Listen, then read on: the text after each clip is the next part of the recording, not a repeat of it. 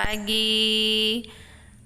Oke, kita akan kembali membahas mata pelajaran kita bab 2 yang walaupun sudah kita bahas minggu lalu, kita akan membahas kembali ya supaya kamu memiliki penguatan yang lebih dari bab 2 ini. Nah, dikatakan tadi bahwa bab 2 itu adalah pusat utama pendidikan sesuai dengan ayat Alkitabnya Ulangan 6 ayat 4 sampai 9. Jadi ditekankan di sana di ayat 7-nya bisa kamu baca.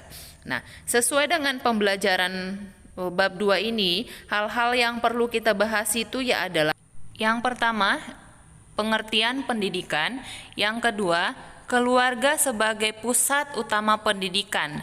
Nah, di poin yang kedua ini ada hal yang perlu kita pahami bahwa peran keluarga dalam proses sosialisasi itu bagaimana. Yang kedua, peran keluarga dalam proses edukasi itu bagaimana. Jadi itulah yang akan kita pelajari dan kita mulai materi kita yang pertama. Oke, kita akan kembali membahas bagaimana keluarga sebagai pusat utama pendidikan. Dikatakan di sana, keluarga merupakan benih akal penyusunan kematangan individu dan struktur kepribadian. Jadi kalau di sana dikatakan di sini keluarga merupakan benih akal penyusunan, berarti keluarga itu merupakan pembentukan kepribadian anak. Ya, bagaimana keluarga menciptakan kepribadian yang matang terhadap kepribadian anak tersebut ya. Nah, keluarga juga dikatakan salah satu elemen pokok pembangunan entitas pendidikan ya, menciptakan proses naturalisasi sosial dan juga membentuk kepribadian serta memberikan berbagai kebiasaan baik pada anak-anak yang akan terus bertahan lama.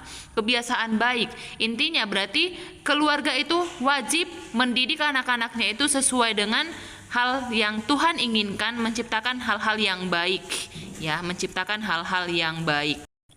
Oke, ya, kita lihat di sini bagaimana peran keluarga dalam proses sosialisasi. Dalam keluarga, orang tua mencurahkan perhatian ya untuk mendidik anak-anaknya agar anak tersebut memperoleh dasar-dasar pola pergaulan yang baik sesuai yang diinginkan oleh Tuhan. Bagaimana kita untuk saling mengasihi, bagaimana untuk kita saling menerima dan memahami supaya apa? Supaya kita dengan lingkungan ya terjalin hal keharmonisan, adanya suatu kedamaian antara hubungan kita dengan orang lain.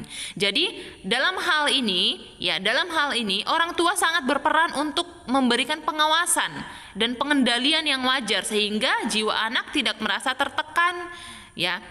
Yang kedua, mendorong anak agar dapat membedakan antara benar dan salah, baik dan buruk, pantas dan tidak pantas, dan juga sebaiknya. Jadi ketika orang tua mendidik kita untuk saling menghormati, saling mengasihi, ya jadi harus bisa kita terapkan dalam kehidupan kita sebagaimana layaknya anak-anak Tuhan, sebagaimana layaknya anak-anak yang diinginkan untuk menyenangkan hati Tuhan dan juga hati orang tua. Ya, yang ketiga yaitu ibu dan ayah dapat membawakan peran sebagai orang tua yang baik, ya, serta menghindarkan perbuatan dan perlakuan buruk serta keliru di hadapan anak-anaknya. Jadi ketika orang tua kita melakukan kesalahan, kita sebagai anak ya bisa juga menegur gitu kan. Terkadang contoh mungkin kita sudah memahami itu benar dan juga itu salah, tapi adik-adik kita mungkin yang belum memahami ketika orang tua kita melakukan kesalahan, maka kita sebagai seorang kakak ataupun abang ya wajib mengingatkan orang tua supaya tidak memberikan contoh yang tidak baik di hadapan adik kita yang belum memahami kebenaran ya. Yang keempat, menasehati anak-anak jika melakukan kesalahan. Itu dia ya, selalu menasehati jika melakukan kesalahan. Nah, kita lihat lagi di layar handphone kamu sudah bisa kamu lihat keluarga sebagai pusat sosialisasi dan edukasi yang pertama dan utama. Sosialisasi artinya proses seseorang mempelajari cara hidup masyarakat dan menjadikan cara hidup itu bagian dari kepribadiannya, membina potensi biologis anak yang disebut dengan kepribadian. Nah, tujuannya menanamkan disiplin. Makanya Ibu katakan kan menanamkan disiplin yang baik, baru menanamkan hal-hal yang mengapresiasi sebagaimana halnya disiplin. Ya, yang ketiga, mengajarkan berbagai peranan sosial. Berarti peranan sosial itu harus saling memahami, mengasihi, menolong satu sama yang lain. Yang keempat, mengajarkan keterampilan-keterampilan yang ada dalam lingkungan kita. Nah, proses sosialisasi yaitu suatu proses membina masyarakat yang berpribadi. Bagaimana berpribadi itu, Bu? Berarti berpribadi yang baik. Ya, melalui proses sosialisasi di lingkungan keluarga, ya, seorang individu mulai mengenal dan memahami nilai dan norma-norma yang berlaku yang harus dipatuhi dan dilaksanakan dalam kehidupan kita sehari-hari, sebagaimana kita ini adalah pengikut Kristus yang baik, keluarga yang takut akan Tuhan. Itu dia ya. Nah, sekarang coba kita lihat tugas orang tua dalam melaksanakan fungsi sosialisasi dan edukasi dalam perspektif Alkitab. Oke, ulangan 6 itu tadi bagaimana sosialisasi membangun komunikasi dalam setiap situasi. Ya, Efesus 6, anak-anak menaati orang tuanya dan ayah ataupun ibu harus mendidik anak-anaknya dalam ajaran dan juga nasihat Tuhan. Maka terciptalah keluarga yang harmonis, yang sejahtera, yang takut akan Tuhan. Oke, selanjutnya Amsal 22 ayat 6.